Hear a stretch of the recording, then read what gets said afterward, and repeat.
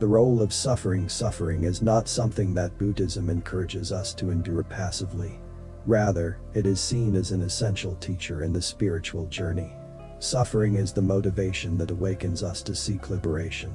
An article about Buddhism once affirmed that the doctrine of suffering in Buddhism has a positive nature, serving as a guiding light to help people recognize suffering and liberate themselves from the pains they have borne from birth to death.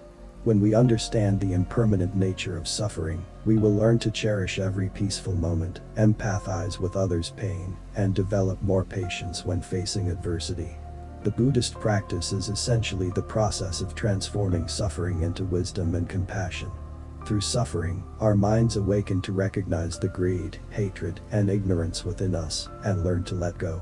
Personal experiences of suffering help expand our hearts with compassion, encouraging us to assist others in alleviating their pain. As the Buddha demonstrated, from witnessing a sick person begging for help, he realized the Four Noble Truths and the Eightfold Path, a way that leads beings from suffering to enlightenment. Through this, suffering becomes the pure substance that cleanses the mind, helps us realize the value of life, and points us toward liberation. Thus, suffering is not only the opposite of happiness, but also the seed of compassion and deep understanding. As the Buddha advised, if we can abandon physical suffering and the suffering of decay, only subtle suffering will remain, which will gradually dissipate when wisdom, right view, right intention, is developed. At that point, even the seed of suffering will be eliminated. The path to overcoming suffering. The Eightfold Path. The Eightfold Path, Ariya Amijjikamaga, is the path of enlightenment that the Buddha outlined to transform suffering into peace. In his first sermon at Deer Park, he introduced these 8 aspects as keys to reach the happiness of nirvana. The 8 parts of this path include right view, right intention, right speech, right action, right livelihood, right effort, right mindfulness, and right concentration. Right view. Understanding the true nature of life, suffering, dukkha, impermanence, anicca, and non-self, anatta. From this clear perspective, the practitioner gradually understands the origin of suffering, the law of cause and effect, and the meaning of the Four Noble Truths. Right intention. Cultivating good intentions. The desire for liberation, without anger, and renouncing greed. When thinking clearly, actions become more firmly rooted in ethics and wisdom.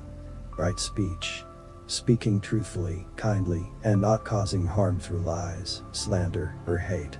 Right speech nurtures harmony and reduces suffering caused by harmful words. Right action. Acting ethically, refraining from killing, stealing, and sexual misconduct. Pure actions lead to peaceful lives and contribute to societal well-being. Right livelihood. Choosing an honest profession that does not harm living beings.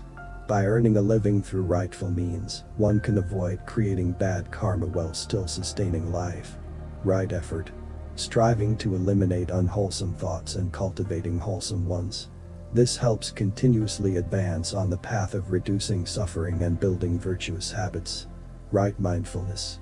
Observing the body, feelings, mind, and phenomena with awareness.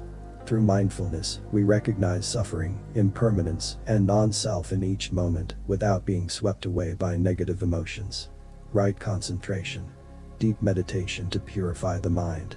When the mind is calm, distractions fade, allowing us to clearly see the nature of suffering, which leads to wisdom and liberation. The first 4 factors, right view, right intention, pertain to wisdom.